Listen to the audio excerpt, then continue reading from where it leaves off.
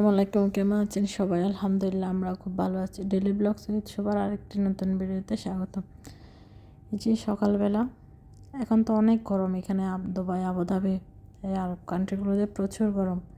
কিন্তু এই গরমের মধ্যেও হালকা কুয়াশা দেখি। জানলার দিকে যখন নামাজ পড়ে দাঁড়িয়েছিলাম, দেখি যে একদম ভিজে গেছে কুয়াশায়। তাই গ্লাসে নিজের মতো করে লিখছিলাম। শুভ সকাল। সকালবেলাটা আমার দেখতে খুবই ভালো লাগে, পরিবেশ সুন্দর, তারপর ঠান্ডা বাতাস। আমি অনেকক্ষণ দাঁড়িয়ে থাকি ব্যালকনিতে যখনই মন চায় আর কি। তবে সকালবেলায় একটু দরজা খোলা রাখলে ভালো, আমি যতটুকু জানি। অনেকক্ষণ দাঁড়িয়ে থাকি, ভালো লাগে দেখতে আমার সকালটা, সূর্য ওঠাটা দেখতে বিশেষ করে। এই যে শুভ সকাল লিখলাম।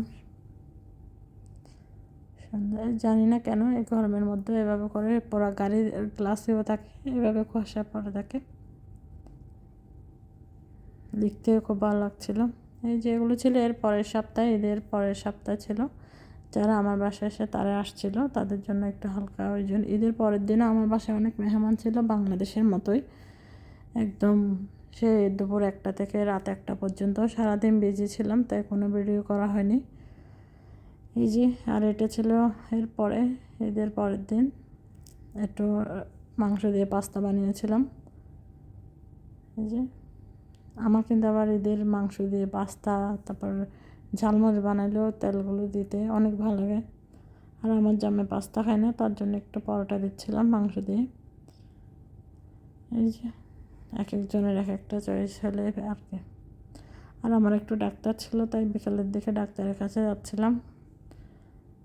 এই যে এখন তো স্কুল বন্ধ, তাই যাওয়া যাক, কিন্তু তারপরে বের হইতে হইতে অনেক লেট হয়ে গেছে। আমরা ডাক্তার মিস করছি। তারপর এসে বাচ্চারা খিদে লাগছে, আমরা সন্ধ্যার দিকে একটু করে কিছু খাচ্ছিলাম। প্রচুর গরম, তাই আমি অনেকগুলো আইস দিছি ঠান্ডা খাওয়ার জন্য।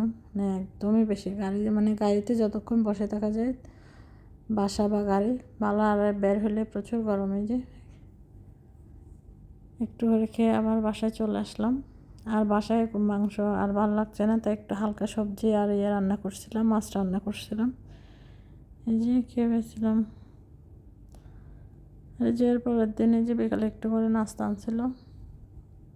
বিকেলবেলা আসলে বাজার পরে এগুলো খেতে ভালো লাগে, কিন্তু করতে ইচ্ছে করে না, কেউ এনে দিলে ভালো লাগে। আর এই যে এই চিকেনটা অনেক দিন পরে দেশি চিকেন পেলাম। এটা একটা মাজরা, মানে এখানে বাগান ফার্ম হাউস থেকে আনা হয়েছে। অনেক দিন পরে মুরগির পা, গিল এগুলো দেখলাম। এগুলো এখানে আবার আলাদা করে প্যাকেটেও কেনা যায়, কিন্তু ওভাবে নেওয়া হয় না। এটার সাথে ছিল রান্না করছিলাম। আর এগুলো ছিল দেশি মুরগির ডিম। এই যে প্রেশার কুকারে সিদ্ধ করছিলাম আমি, সিদ্ধ হতে টাইম লাগবে বলে একদমই হাড্ডিগুলো অনেক নরম হয়ে গেছে।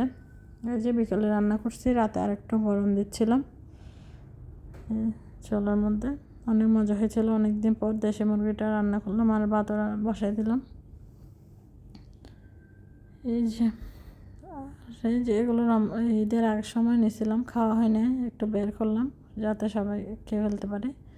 আর এই যে আমার মেয়ে ফার্স্ট 3 পিস পরলো, তার একটা ছবি তুললাম। এই যে আমার ভিডিও সবাই ভালো লাগলে অবশ্যই শেয়ার